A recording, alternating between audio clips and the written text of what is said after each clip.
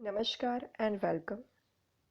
I am Dhruvika Kanabar from Sri A.K. Doshi Mahila College, Jamnagar, presenting the lecture of Auditing and Corporate Governance, TY BCom Semester 6, Unit 1, Valuation and Verification of Assets and Liabilities, મિલકતો અને દેવાની ચકાસણી અને મૂલ્યાંકન. આ યુનિટમાં આપણે first પાર્ટમાં ચકાસણી વિશે ડિસ્કશન કર્યું, વેરિફિકેશન, એનો મિનિંગ, ડેફિનેશન, એના ઓબ્જેક્ટિવ્સ એટલે કે હેતુઓ, difference between verification and vouching, ચકાસણી અને વાઉચિંગનો તફાવત વિશે વાત કરી, ચકાસણીના સિદ્ધાંતો વિશે વાત કરી, ચકાસણી અંગે ઓડિટરની શું ફરજો જવાબદારીઓ છે એની વાત કરી. ત્યારબાદ યુનિટના સેકન્ડ પોર્શનમાં આપણે વેલ્યુએશન વિશે એટલે કે મૂલ્યાંકન વિશે વાત કરીએ, એનો મિનિંગ એન્ડ ડેફિનેશન, પછી ચકાસણી અને મૂલ્યાંકન વચ્ચે શું તફાવત છે એ ડિસ્કસ કર્યું, ઓડિટરની શું જવાબદારીઓ છે મૂલ્યાંકન વિશે એ વાત કરી, મિલકતોની વિવિધ કિંમતો કયા કયા પ્રકારની હોઈ શકે એનો અર્થ શું થાય એના વિશે વાત કરી.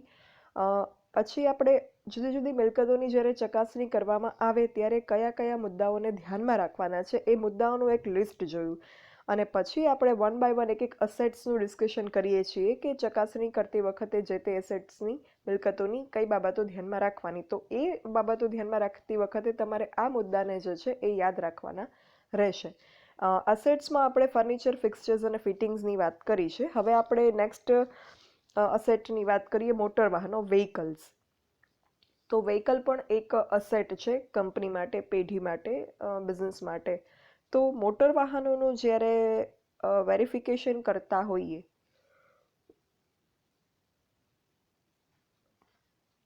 ચકાસણી કરતા હોઈએ ત્યારે કયા કયા મુદ્દાઓને ધ્યાનમાં રાખવાના.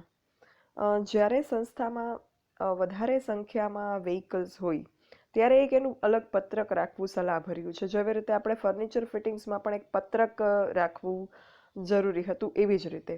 અને એ પત્રકમાં શું વિગતો લખવાની હોય, તો એ પત્રકમાં જે મોટર વાહનો છે, જે વ્હીકલ્સ છે, એનો પ્રકાર, એની બનાવટ, એની પરચેઝ ડેટ એટલે કે ખરીદ તારીખ, ખરીદ કિંમત એટલે કે પરચેઝ પ્રાઇસ, પછી એનું આયુષ્ય કેટલું છે, લાઈફ સ્પાન કેટલો છે, એ એસેટનો ઘસારાનો દર, કારણ કે મિલકત ઉપર ઘસારો લાગુ પડે તો એ કેટલા દરે આપણે ઘસારો લાગુ પાડીએ છીએ.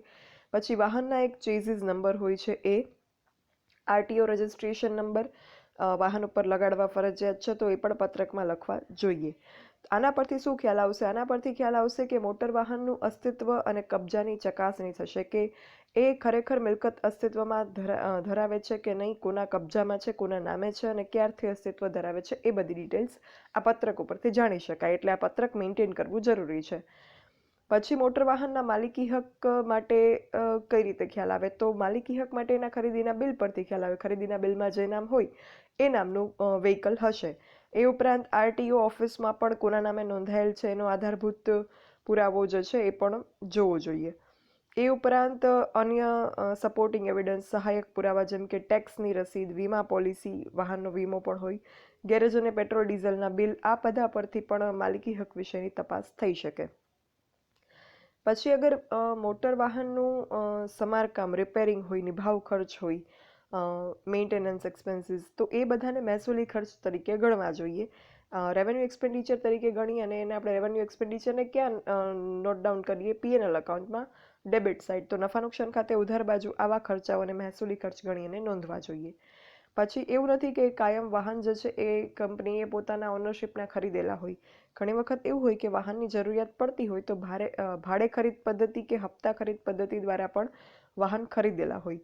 તો આવા સંજોગોમાં એની મૂડી મહેસૂલી વ્યવહારમાં યોગ્ય રીતે નોંધ થવી જોઈએ. પછી સાથે સાથે આવી રીતે ખરીદી થતી હોય ત્યારે એમાં કરાર પણ કરવામાં આવે, કોન્ટ્રાક્ટ કરેલો હોય એની પણ વિગતો તપાસવી જોઈએ. પછી મોટર વાહનનું જે મૂલ્યાંકન છે એ મૂળ કિંમત બાદ ઘસારો એ રીતના પાકા સર્વેમાં દર્શાવેલું હોવું જોઈએ, બધી મિલકતોની જેમ. એટલે જે કિંમત હોય એમાંથી ઘસારો માઇનસ કર્યા પછી દર્શાવેલું હોવું જોઈએ. અને સામાન્ય રીતે મોટર વાહન પર વપરાશ પદ્ધતિ અથવા માઇલેજ પદ્ધતિ અનુસાર ઘસારો ગણવામાં આવે છે. તો જેનાથી વધુ ચોકસાઈપૂર્વક ઘસારાની રકમ મળી શકે, જેટલું વાહન વપરાયેલું છે એટલો જ ઘસારો જે છે એના ઉપર લગાડી શકાય. અને એ સિવાય સૌથી લાસ્ટ બાબત છે એ છે બોજની ચાર્જીસ ક્રિએટ અગર કરેલા હોય મોટર વાહન ઉપર કોઈ પણ પ્રકારના, તો એ અંગે પણ જરૂરી તપાસ કરવી જોઈએ. તો આટલી બાબતો જે છે એ મોટર વ્હીકલ્સ અંગે તપાસ થયેલી હોવી જોઈએ. જનરલી બાબતો બધી સેમ રહે, જેમ મિલકત બદલાય એમ એના લગતી કોઈ સ્પેસિફિક ડિટેલ હોય તો એ જ ચેન્જ થાય છે. એના પછી ઢોર ઢાખર અથવા પશુઓ કે પશુધન એ મિલકત છે એનું કઈ રીતે ચકાસણી થાય, એને ઇંગ્લિશમાં લાઈવ સ્ટોક કહેવામાં આવે છે. સ્ટોક જ છે પણ લાઈવ સ્ટોક છે. તો આવા પ્રકારના મિલકતની વેરિફિકેશન કઈ રીતે? તો ઢોર ઢાખરમાં પહેલાં તો કયા કયા પ્રકારના ઢોર ઢાખરનો મિલકત તરીકે સમાવેશ થાય છે?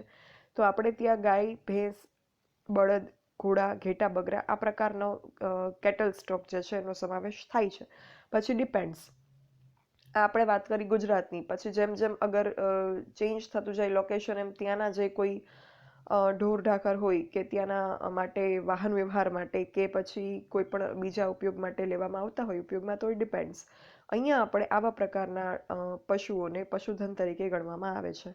તો એમનો પણ એક અલગ પત્રક રાખવો જોઈએ બીજી મિલકતોની જેમ જ, કે એમાંથી દરેક પ્રકારની વિગતો જે છે સહેલાઈથી મળી આવે. પછી વર્ષના અંતે જે હયાત ઢોર ઢાખર હોય એની યાદી તપાસી લેવી જોઈએ. ઘણી વખત એવું થતું હોય કે ઢોર ઢાખરનું આયુષ્ય પૂરું થઈ જાય તો એ એમનું જે છે એ હયાત નથી રહેતા. તો વર્ષના અંતે કેટલા પશુઓ હયાત છે એની યાદી તપાસવી જોઈએ, અને એની સાથે સાથે ગત વર્ષના પાકા સર્વેની બાકી પણ તપાસવી જોઈએ. એટલે ક્યારેક એમાં તફાવત જોવા મળે. યાદીમાં અગર ઢોર ઢાખરની સંખ્યા વધુ જોવા મળે તો ચાલુ સંખ્યા દરમિયાન ઢોર ઢાખરની નવી ખરીદી થઈ હોય અથવા તો કોઈ નવા પશુઓનો જન્મ થયો હોય એમ પણ બની શકે, યાદીમાં અગર વધારો થયો હોય તો ગત વર્ષ કરતાં. અને અગર ગત વર્ષ કરતાં યાદી ઓછી જોવા મળે તો યા તો પશુઓ ચાલુ વર્ષ દરમિયાન વેચવામાં આવેલ હોય યા તો કોઈ મૃત્યુ પામ્યા હોય એવું બને. તો આ બધી બાબતોને ચકાસવી જોઈએ. અને પશુઓ મૃત્યુ પામ્યા છે એમ દર્શાવીને એમને વેચી દેવામાં નથી આવ્યા અને એ જોવું જોઈએ, કારણ કે એમને વેચી અને એમના નાણાં ઊભા કરી અને અંગત વપરાશ માટે કોઈએ લઈ લીધેલા હોય તો ઇટ્સ રોંગ, એ ફ્રોડ છે, એ છેતરપિંડી છે. તો એવું થયું નથી ને મૃત્યુ પામ્યા એમ દર્શાવીને વેચી નાખવામાં આવેલા હોય એ જોવું જોઈએ. પછી એની કાળજીપૂર્વક તપાસ કરવી જોઈએ. પછી ઘણી વખત એવું પણ બને કે ખરીદ્યા ના હોય ને જન્મ્યા હોય અને ખરીદ્યા છે એમ દર્શાવવામાં આવે, તો ખરીદ્યા હોય તો એના નાણાં જે છે એ પોતે અંગત વપરાશમાં લઈ લીધેલા હોય તો આ પણ ફ્રોડ છે, છેતરપિંડી છે, એ પણ નથી થયું એ તપાસવું જોઈએ. પછી ઢોર ઢાખરનું મૂલ્યાંકન ફેર આંકડી અથવા પુનઃ મૂલ્યાંકન પદ્ધતિ અનુસાર કરવામાં આવતું હોય છે. ગત વર્ષના મૂલ્યાંકન કરતાં ચાલુ વર્ષના મૂલ્યાંકનમાં જે ઘટાડો દેખાય એટલી રકમનો ઘસારો ગણી લેવામાં આવે છે, પણ સામાન્ય રીતે વધારો જે છે એને અવગણવામાં આવે છે.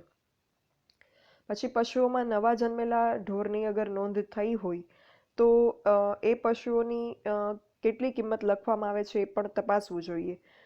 એમાં પણ મોટે ભાગે જે છે એ ગાય ભેંસને જે નવા જન્મતા હોય તો એમના નોંધ જે છે એ કરવામાં આવે છે. અને એમાં પણ અગર વાછરડું હોય તો એની કિંમત નથી એટલી ગણવામાં આવતી, અને વાછરડી હોય તો એની કિંમત જે છે એ ગણવામાં આવે છે. આ એક ટ્રેડિશનલ વે છે, આપણે ત્યાં ઉપયોગમાં લેવામાં આવે છે, જે રીતે પશુઓને આપણા જીવન ઉપયોગી જરૂરિયાતોને પૂર્ણ કરવા માટે, તો એમાં એ રીતના જ ગણતરી થાય છે. તો એમાં પણ એ રીતે આર્થિક મૂલ્ય કેનું ગણવાનું અને કેનું નહીં ગણવાનું એ ગણતરી થતી હોય છે. પાંજરાપોળમાં મૂકી દેવામાં આવે છે વાછરડાઓને. તો આ જ્યાં આવી પ્રથા વ્યવહારમાં હોય એમાં ક્યાંય ગેરરીતિ ન થાય એની કાળજીપૂર્વક તપાસ કરવી જોઈએ. એમને પાંજરાપોળમાં યોગ્ય રીતે મૂકવામાં આવે, કોઈ ખોટી રીતે એમનો ઉપયોગ કરવામાં ના આવે, એ પણ કોઈ ગેરરીતિ ના થાય એમની સાથે, એ પણ જોવું જોઈએ. મૃત્યુ પામતા ઢોર અંગે કેટલી રકમ બાદ કરવી એ પણ યોગ્ય રકમ માંડીવાળી છે કે નહીં એ જોવું જોઈએ. કોઈ જગ્યાએ મૃત્યુ પામેલ પશુનો ઇજારો આપવામાં આવતો હોય છે તો ત્યાં આવકની યોગ્ય નોંધ થઈ છે કે નહીં એની પણ તપાસ કરવી જોઈએ. તો આ વસ્તુ આપણે એક નોટ જોઈ શકીએ કે ફર્નિચર ફિક્સચર્સને આપણે ચકાસણીની વાત કરી, મોટર વ્હીકલ્સની વાત કરી અને લાઈવ સ્ટોક એટલે કે પશુઓની વાત કરી. તો એમાં પશુઓના ચકાસણીમાં થોડુંક અલગ છે, કારણ કે લાઈવ સ્ટોક છે બટ ઓબ્વિયસ, તો એની જે છે એ થોડીક ચકાસણીની પ્રોસેસ છે, કયા પોઈન્ટ ધ્યાનમાં રાખવા એ બધી માં તમને થોડોક ડિફરન્સ જોવા મળશે compare to other assets. Fine.